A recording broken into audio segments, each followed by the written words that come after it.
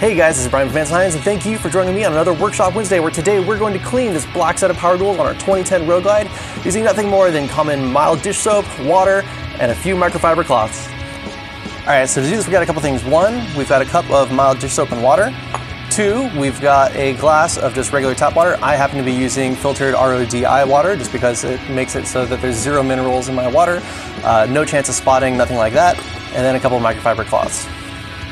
So what I'll do is I will take one end of this, dip it into the water, get it nice and saturated, and then we will just go ahead and wipe off any grime. Now that that's done, what I'll do is I will flip this over, use the other side, dip it into my standard water, and we're basically just going to rinse off the soap. And last, we'll take a dry cloth, go ahead and soak up all of that stuff.